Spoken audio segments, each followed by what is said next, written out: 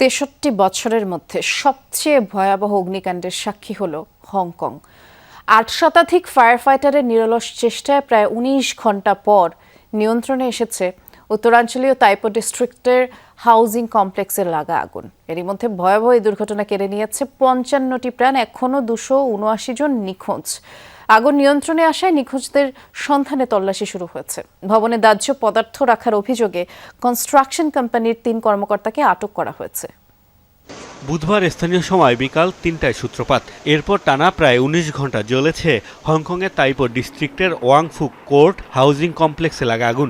৮টি ব্লকে প্রায় ২,০০০ ফ্ল্যাট রয়েছে ওই কমপ্লেক্সে। কিছুই যেন আর অবশিষ্ট নেই।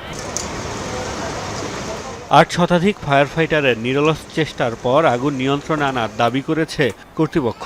তবে এখনও ভবনের বিভিন্ন স্থান থেকে বের হচ্ছে ধোঁয়া। ২৭০ জনের বেশি নিখোঁজ মানুষের সন্ধানে শুরু হয়েছে অভিযান। দগ্ধ ও আহতদের মধ্যে অনেকের অবস্থাই আশঙ্কাজনক। হংকংয়ের সরকারি তথ্যমতে গত ৬৩ বছরের ইতিহাসে এটি দেশটির সবচেয়ে ভয়াবহ অগ্নিকাণ্ডের ঘটনা। সবশেষ আদমশুমারি অনুযায়ী কমপ্লেক্সটিতে ৪,৬০০ বাসিন্দা ছিল, যার মধ্যে প্রায় ৪০%-এরই বয়স কমপক্ষে ৬৫। এই অগ্নিকাণ্ডকে লেভেল 5 ক্যাটাগরিতে শ্রেণীভুক্ত করা হয়েছে, যা ভয়াবহতার মাপকাঠিতে সর্বোচ্চ। ভবনের চারপাশে নির্মাণ শ্রমিকদের কাজের জন্য বাঁশের মাচা তৈরি করা হয়েছিল। এতেই আগুন দ্রুত ছড়িয়ে পড়ে ভয়াবহ রূপ নিয়েছে। এছাড়াও ভবনের জানালাগুলোতে অত্যন্ত দাহ্য পদার্থের অস্বাভাবিক উপস্থিতি পাওয়ার দাবি করেছে ফায়ার সার্ভিসের কর্মকর্তারা। এর জেরে কনস্ট্রাকশন কোম্পানির ৩ কর্মকর্তাকে আটক করা হয়েছে। আগুন দ্রুত ছড়িয়ে পড়ায় প্রাণ বাঁচাতে খালি হাতেই বের হতে হয়েছে কমপ্লেক্সের বাসিন্দাদের। অনেকেই হয়েছে নিঃস্ব। রাত কেটেছে শেল্টারে খোলা আকাশের নিচে।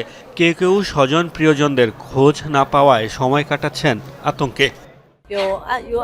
আমরা ২০ বছরেরও বেশি সময় আগে এখানে ফ্ল্যাট কিনেছিলাম। নিজেদের সব জিনিসপত্র এই অ্যাপার্টমেন্টে ছিল। সব পুড়ে গেছে, কিছুই অবশিষ্ট নেই। যখন বাইরে হাঁটছিলাম দেখলাম ভবন আগুনে পুড়ে যাচ্ছে। বুঝে গেছি বাসায় আর ফিরতে পারবো না। আমার অনেক বন্ধু পরিচিত এই কমপ্লেক্সে বাস করে। তাদের অনেকের সাথে যোগাযোগ এখনো বিচ্ছিন্ন। এখনও জানা যায়নি আগুন লাগার কারণ। বাসিন্দাদের অভিযোগ, জানালায় নির্মাণ শ্রমিকরা নিয়মিতই সিগারেটের অবশিষ্টাংশ ফেলে থাকে, যা থেকে অগ্নিকাণ্ডের সূত্রপাত হতে পারে বলে ধারণা তাদের।